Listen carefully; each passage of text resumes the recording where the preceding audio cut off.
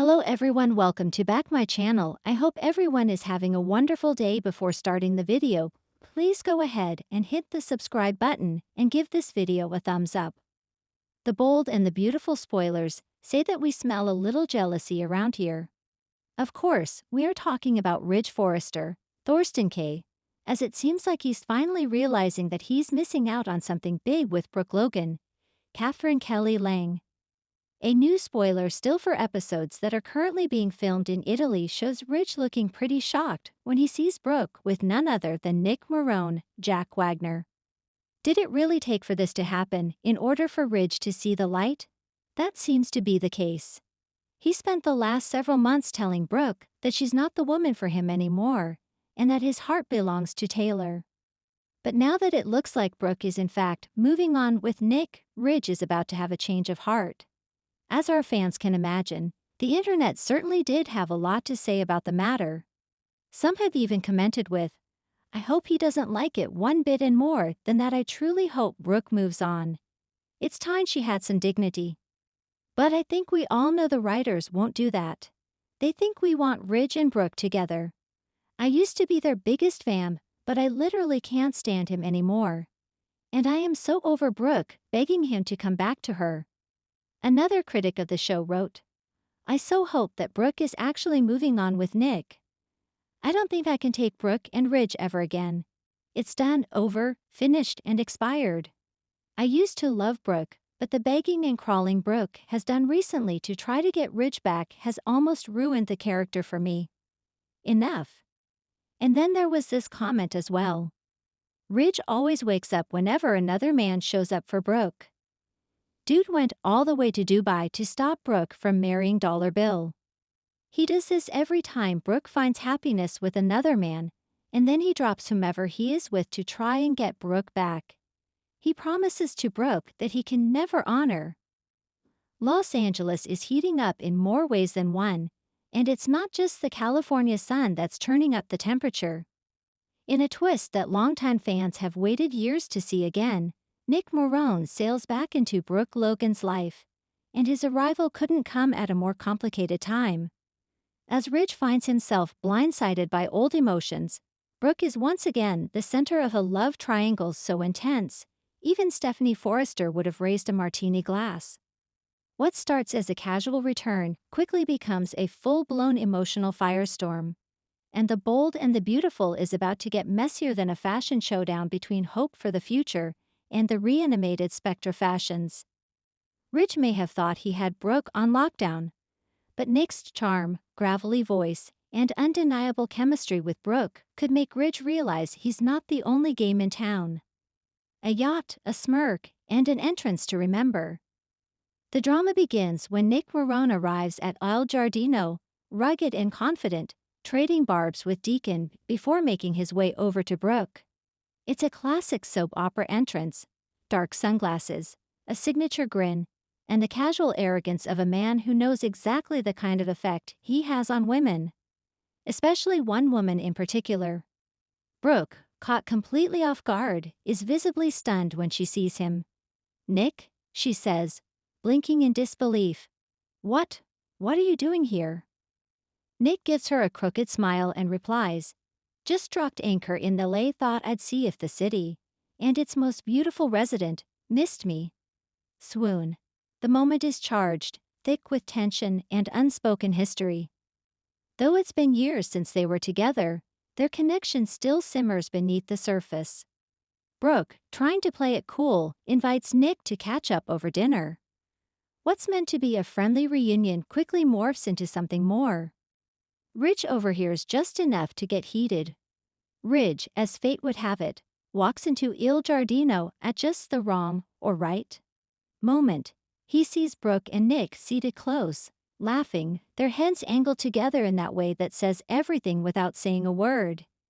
He doesn't approach them at first. No, Ridge just watches. But the look on his face says it all. Ridge is jealous, and not the mild kind. We're talking full-on, green-eyed, possessive. "You're mine, Logan Ridge." Later, Ridge vents to Eric over bourbon. Nick's back, he mutters, jaw tight. and he's sniffing around Brooke like no time has passed.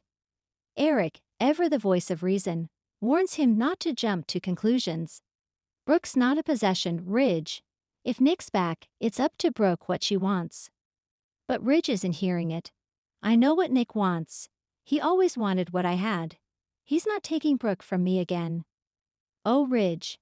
That kind of talk only makes Brooke more curious. After a week of text messages and playful run-ins, Nick invites Brooke for a private dinner on his yacht. Classic Marone move. She hesitates, but in the end, nostalgia and curiosity win out. On the boat, surrounded by flickering candles and the sound of waves, Nick lays it all out. I never stop thinking about you, he says, pouring her wine. Even when I tried to move on, there was always you. Brooke tries to deflect, to talk about Ridge, about how things are solid now. But Nick calls her out gently. You're not solid, you're safe. And Logan, you were never meant to play it safe. Their hands touch, the silence stretches. The spark ignites. They don't kiss, not yet. But the emotional groundwork is laid, and Brooke leaves the yacht that night shaken. Ridge confronts Nick, and it gets ugly.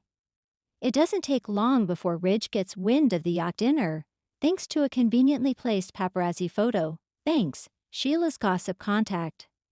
Ridge storms into Marone Industries the next day, where Nick is settling into an office with ocean views. You stay away from Brooke, Ridge barks, slamming the door behind him. Nick doesn't even flinch. Still walking in like you own the place, huh? Some things never change. What do you want? Ridge demands.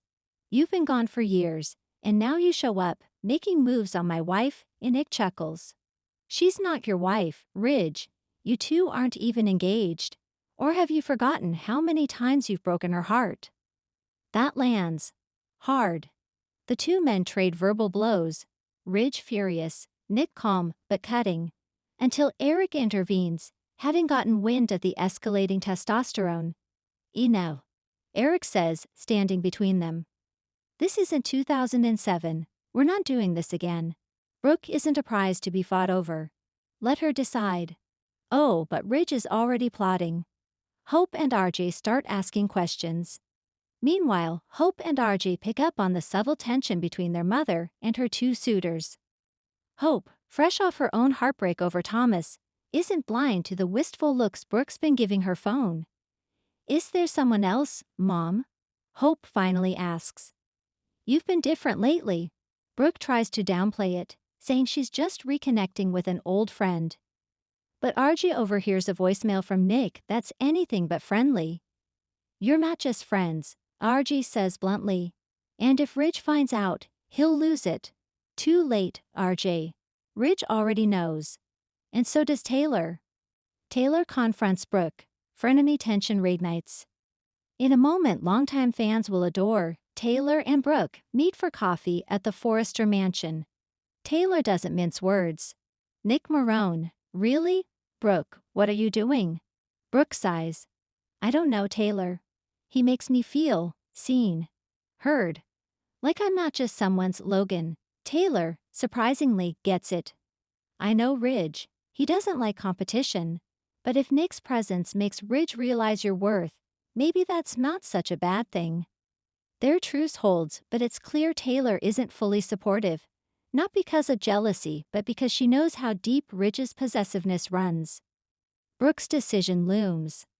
As the week winds down, Brooke is pulled in two directions. On one side is Ridge, the man she's loved for most of her adult life, the father of her daughter, the man she's married and divorced more times than she can count.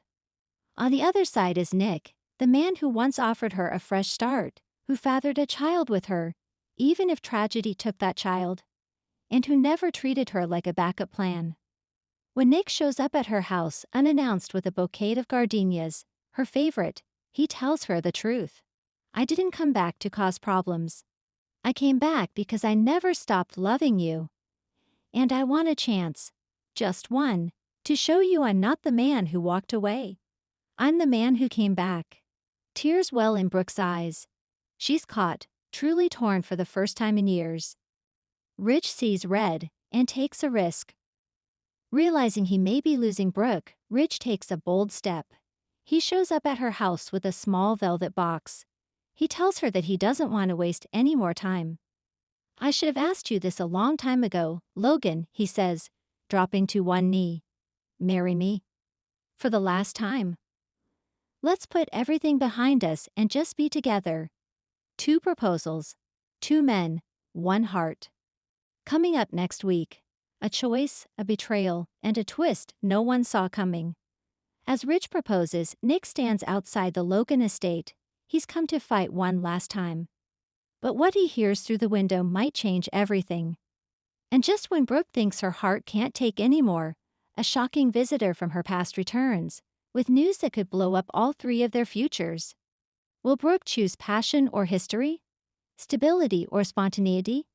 And more importantly, is Rich's jealousy about Nick really about Brooke? Or about Rich needing to win? Thanks for watching this video, and please subscribe our Boldy and BAUTFULUPDAT YouTube channel for more update news.